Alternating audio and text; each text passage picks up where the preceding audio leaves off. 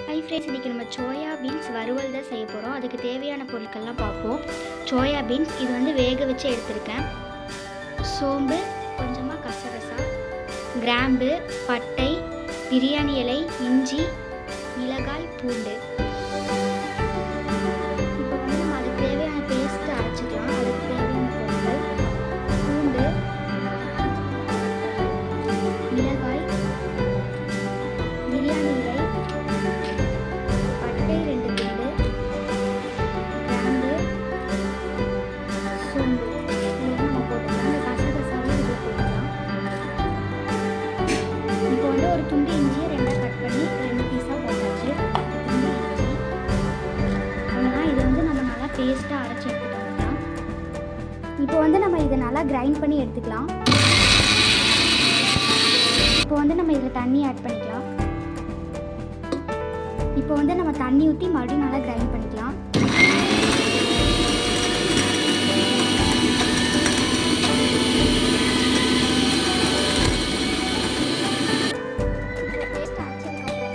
Stove on பண்ணிக்கலாம். இப்போ வந்து ஒரு பேனில் ஆயில் ஊற்றிக்கலாம்.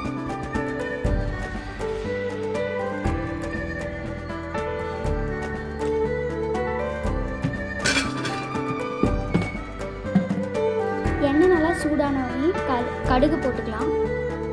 இப்போ வந்து கடுகு போட்டுக்கலாம். இப்போ கடுகு நல்லா பொரிஞ்சிடுச்சு. இப்போ வந்து ஒரு 10 கருவேப்பிலை போட்டுக்கலாம். இது கூடவே ஆனியன் கட் பண்ணி வச்சுருக்கேன், அதையும் சேர்த்துக்கலாம்.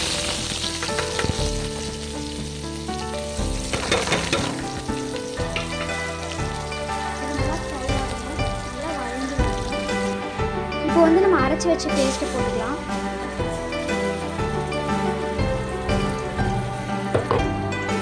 இந்த மாதிரி வெங்காயம் நல்லா வதங்கி வந்தோடனே நம்ம அரைச்சி வச்சு பேஸ்ட்டு போட்டு நல்லா ஃப்ரை பண்ணணும். இதோட பச்சை வாசம் போகிற வரைக்கும் நம்ம ஃப்ரை பண்ணிகிட்டே இருக்கணும். நல்லா வதக்கி விட்டுறணும்.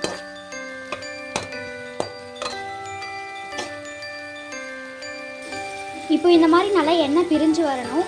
இப்போது நம்மளோட வேக வச்சு எடுத்த சோயா பீன்ஸை இதுக்குள்ளே சேர்த்துக்கலாம்.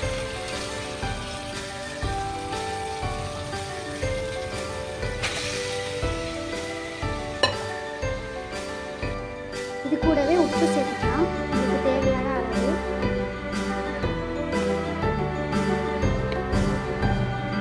லைட்டாக பெப்பர் போட்டுக்கலாம்.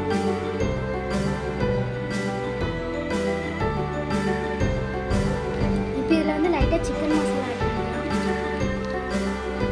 அவ்வளோதான், நம்மளோட சோயா பீன்ஸ் வறுவல் ரெடி. இப்போ இதை வந்து ஆஃப் பண்ணிடலாம் ஸ்டவ்வை. அவ்வளோதான், இப்போ நம்மளோட சோயா பீன்ஸ் வறுவல் ரெடி.